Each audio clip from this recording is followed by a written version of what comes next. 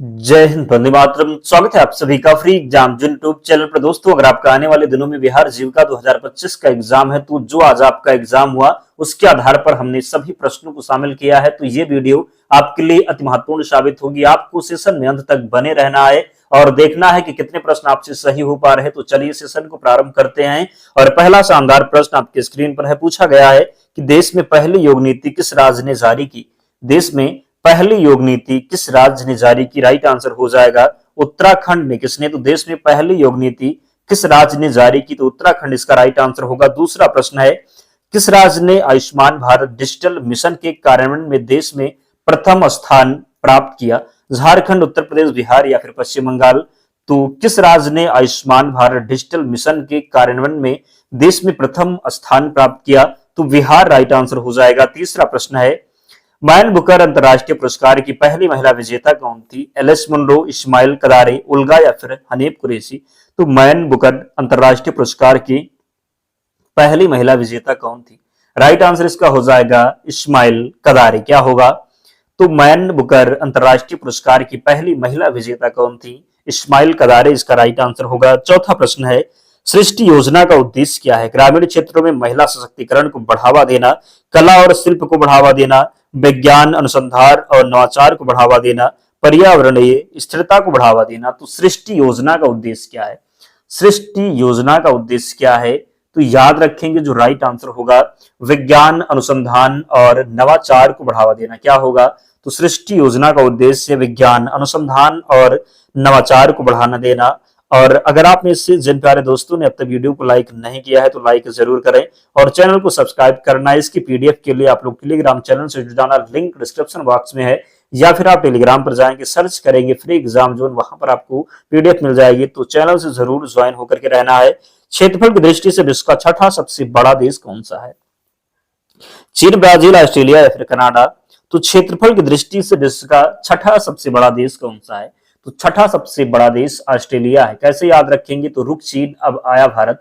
रूस क्या है? तो रुक से क्या हो गया रूस। रूस जो है ये पहले स्थान पर है। कहां से? कनाडा। तो इस प्रकार आप याद रखेंगे। पहला स्थान पूछा जाए तो रूस का है और दूसरा कनाडा, और छठा की बात होगी तो ऑस्ट्रेलिया। भारत अपना किस नंबर पर है? अगर आगे आपसे पूछ लिया जाए तो भारत अपना 7वें नंबर पर है। याद रखेंगे। छठवां प्रश्न है, बिहार में पहली बार राष्ट्रपति शासन जब लगाया था उस समय बिहार के राज्यपाल कौन थे। डॉक्टर जाकिर हुसैन, नित्यानंद कानूनगो, देवकांत बरुआ, इनमें से कोई नहीं। तो बिहार में पहली बार राष्ट्रपति शासन जब लगा था उस समय बिहार के राज्यपाल कौन थे। तो उस समय बिहार के राज्यपाल थे नित्यानंद कानूनगो। कौन? तो बिहार में पहली बार राष्ट्रपति शासन जब लगा था उस समय बिहार के राज्यपाल थे नित्यानंद कानूनगो। याद रखेंगे। सातवां प्रश्न है, प्रथम लोकसभा के प्रथम उपाध्यक्ष निम्न में से कौन हुए। J B Mavalankar, M A Ayyangar, Sardar Hukam Singh, V R Ambedkar. तो प्रथम लोकसभा की प्रथम उपाध्यक्ष निम्न में से कौन हुए। प्रथम लोकसभा की प्रथम उपाध्यक्ष निम्न में से कौन हुए। तो राइट आंसर इसका हो जाएगा एम ए अयंगर। क्या होगा? तो प्रथम लोकसभा की प्रथम उपाध्यक्ष निम्न में से कौन हुए। तो एम ए अयंगर। याद रखेंगे। प्रथम लोकसभा के प्रथम उपाध्यक्ष हुए एम ए अयंगर। अगला है, भारतीय स्वतंत्रता लीग की स्थापना किसने की थी। तो भारतीय स्वतंत्रता लीग की स्थापना किसने की थी। तो भारतीय स्वतंत्रता लीग की स्थापना की थी सुभाष चंद्र बोस ने। कॉमनवेल्थ ऑफ नेशंस का मुख्य उद्देश्य क्या है। तो कॉमनवेल्थ ऑफ नेशंस का जो मुख्य उद्देश्य हो जाएगा क्या होगा। तो लोकतंत्र, मानवाधिकार और कानून के शासन को बढ़ावा देना।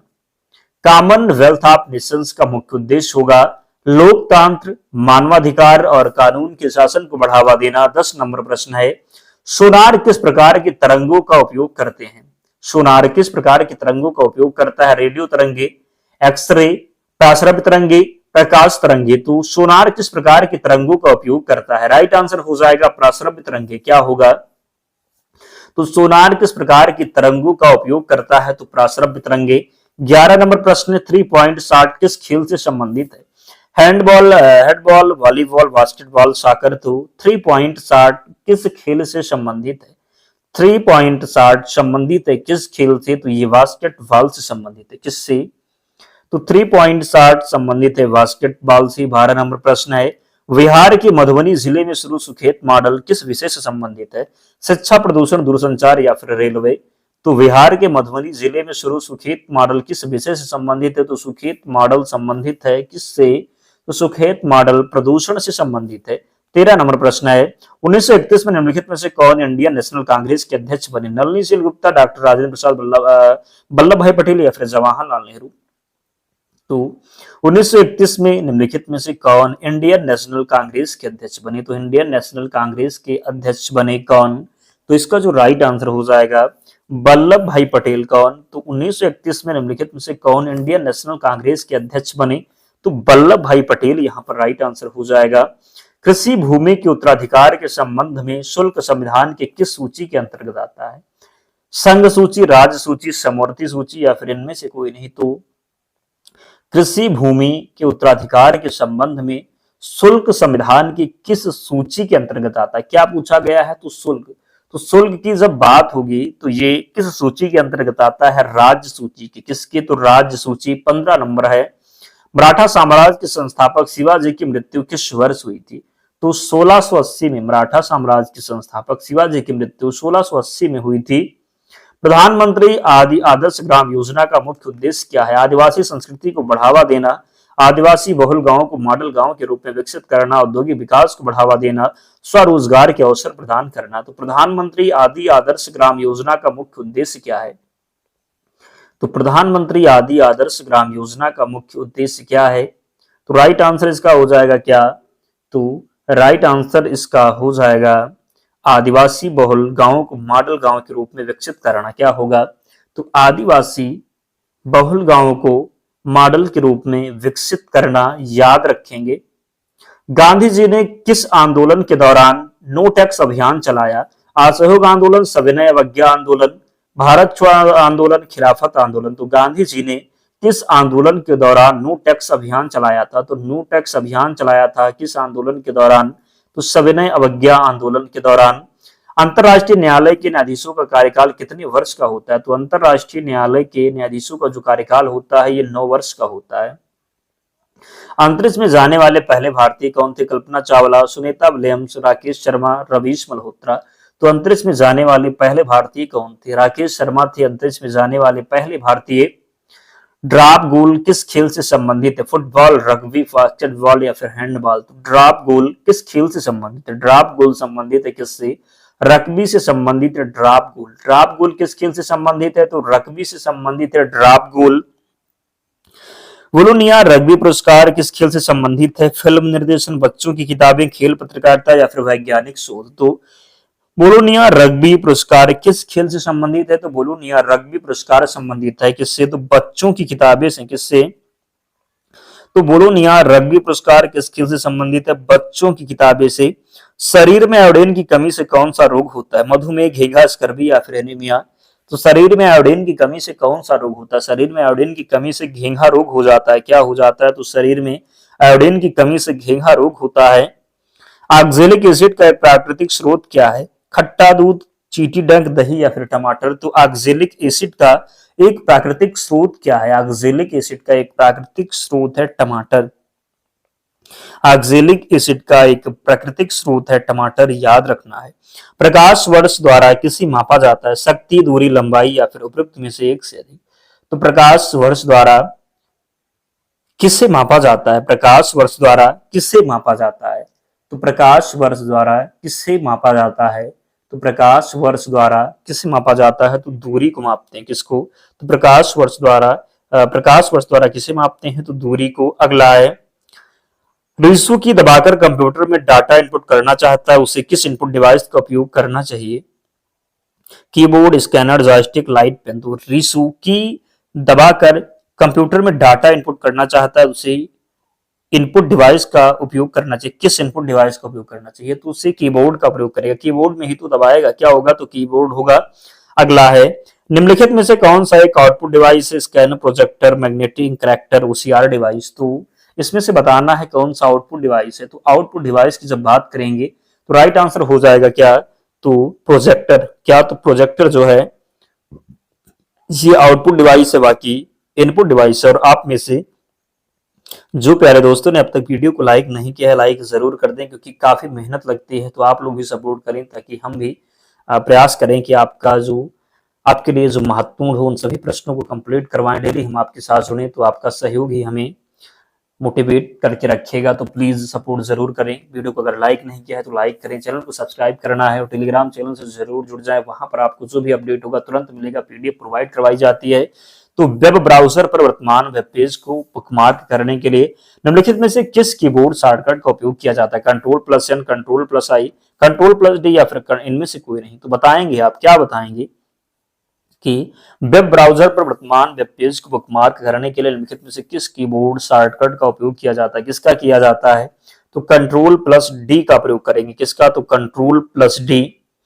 Erasable programmable read only memory अपनी कंटेंट को तब तक बनाए रखती है जब तक कि वह इसके संपर्क में नहीं आ जाए।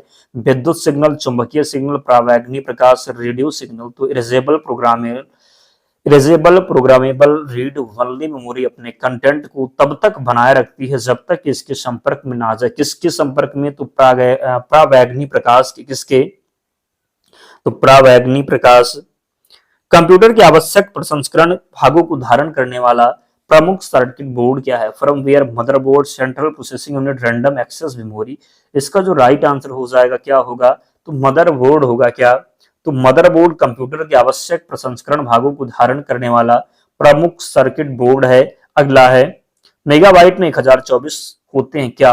गीगाबाइट, किलोबाइट, टेराबाइट या फिर बाइट? तो मेगाबाइट में 1024 क्या होंगे? तो 1024 किलोबाइट होंगे। मेगाबाइट में 1024 क्या? तो किलोबाइट होते हैं। अगला है भारत में प्रधानमंत्री सुरक्षा बीमा योजना किस प्रकार की बीमा योजनाएं हैं? जीवन बीमा, स्वास्थ्य बीमा, दुर्घटना बीमा, फसल बीमा।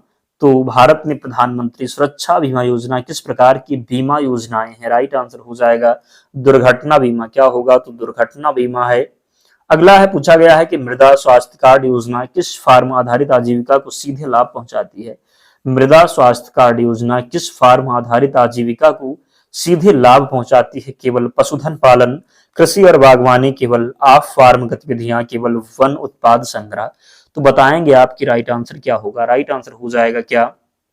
तो कृषि और बागवानी होगा। मृदा स्वास्थ्य कार्ड योजना किस फार्म आधारित आजीविका को सीधे लाभ पहुंचाती है? तो कृषि और बागवानी।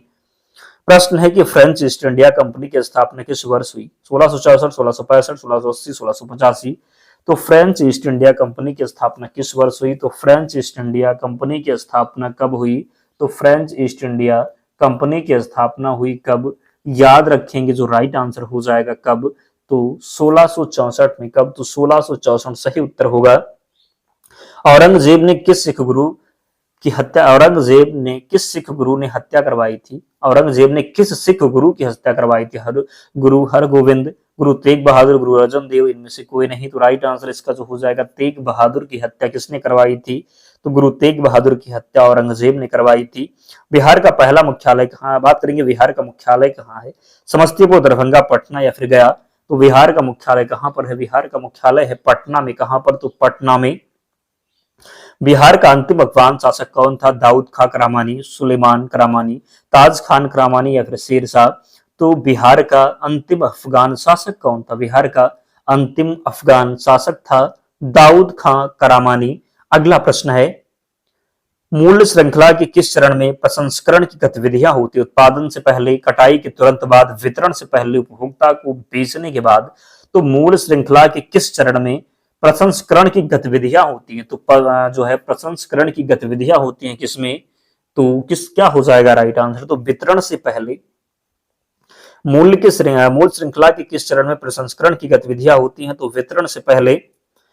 प्रधानमंत्री सुरक्षा बीमा योजना किस प्रकार का बीमा कवर प्रदान करती है? किस प्रकार का? तो आकस्मिक मृत्यु और विकलांगता बीमा। क्या होगा? तो आकस्मिक मृत्यु और विकलांगता बीमा। बायोगैस के मुख्य घटक कौन है? हाइड्रोजन, मीथेन, ब्यूटेन या प्रोपेन? तो आसान है, कोई गलती करेगा नहीं। बायोगैस के मुख्य घटक मीथेन है। अगला है बाह्य अंतरिक्ष से किसी अंतरिक्ष यात्री को आकाश कैसा दिखाई देगा? सफेद, काला, नीला या फिर लाल? तो बाह्य अंतरिक्ष से किसी अंतरिक्ष यात्री को आकाश कैसा दिखाई देता है? तो काला दिखाई देता है। कैसा? तो काला। फुलकारी कढ़ाई किस राज्य से संबंधित है? गुजरात, बिहार, पंजाब या फिर आंध्र प्रदेश? तो फुलकारी कढ़ाई जो संबंधित है ये पंजाब से। किससे? तो फुलकारी कढ़ाई किस राज्य से संबंधित है? पंजाब से। राष्ट्रीय सामाजिक सहायता कार्यक्रम का लक्ष्य किसे सामाजिक सुरक्षा प्रदान करता है? केवल शहरी मध्यम वर्ग, वरिष्ठ नागरिक, विधवा, विकलांग व्यक्ति, केवल बच्चे, केवल सरकारी कर्मचारी? तो राष्ट्रीय सामाजिक सहायता कार्यक्रम का लक्ष्य किसे सामाजिक सुरक्षा प्रदान करता है? किसे? तो वरिष्ठ नागरिक को। किसे? तो वरिष्ठ नागरिक, विधवा और विकलांग व्यक्ति को। अगला प्रश्न है, भारत का संविधान देश को किस रूप में वर्णित करता है? राज्यों का संघ, महासंघ, एकात्मक राज्य, द्विस्तरीय राज्य? बताएंगे आप कि भारत का संविधान देश को किस रूप में वर्णित करता है? तो भारत का संविधान भारत को वर्णित करता है राज्यों का संघ के रूप में। किस रूप में? तो राज्यों का संघ। बिहार में चीनी मिट्टी की उपस्थिति मुख्य रूप से निम्न में से किस स्थान पर है? बेगूसराय, गया, भागलपुर या फिर पटना? तो बिहार में चीनी मिट्टी की उपस्थिति मुख्य रूप से निम्न में से किस स्थान पर है? तो किस स्थान पर है? तो भागलपुर में। कहां पर? तो भागलपुर में है, याद रखेंगे। बिहार मुख्यमंत्री कन्या उत्थान योजना के तहत स्नातक उत्तीर्ण करने पर बालिकाओं को कितनी राशि प्रदान की जाती है? कितनी राशि? 50,000, 10,000, 25,000 या फिर 1,00,000? तो बिहार मुख्यमंत्री कन्या उत्थान योजना के तहत स्नातक उत्तीर्ण करने पर बालिका को कितनी राशि प्रदान की जाती है? तो 50,000। कितनी? तो 50,000 इसका राइट आंसर होगा। और आज का अंतिम प्रश्न है, बिहार में मुख्यमंत्री ग्राम संपर्क योजना किस प्रकार के सड़कों को निर्माण पर केंद्रित है? राज्य राजमार्ग, ग्रामीण सड़क और संपर्क मार्ग, राष्ट्रीय राजमार्ग या फिर शहरी एक्सप्रेसवे? तो बिहार में मुख्यमंत्री ग्राम संपर्क योजना किस प्रकार की सड़कों के निर्माण पर केंद्रित है? राइट आंसर इसका हो जाएगा ग्रामीण सड़क और संपर्क मार्ग होगा। क्या होगा? तो ग्रामीण सड़क और संपर्क मार्ग। तो दोस्तों 46 प्रश्न आज हमको मिले थे। तो बताइए कि 46 प्रश्नों में आपका स्कोर क्या रहा? कितने प्रश्न आप सही कर पाए? जरूर कमेंट करके बताएं। और इसकी पीडीएफ के लिए टेलीग्राम चैनल से जुड़ जाना, लिंक डिस्क्रिप्शन बॉक्स में है, या फिर टेलीग्राम पर जाइएगा, सर्च करिएगा फ्री एग्जाम जोन, आपको चैनल मिल जाएगा, ज्वाइन हो जाना, वहां पर आपको सारी पीडीएफ मिल जाएगी। और अगर आपने अभी 200 प्रश्नों का रिवीजन नहीं किया है तो टेलीग्राम चैनल पर पीडीएफ जरूर देख करके जाना। तो मिलते हैं नेक्स्ट वीडियो में, तब तक बढ़ते रहिए, ध्यान रखिए अपना, स्वस्थ और सुरक्षित रहिए। जय हिंद।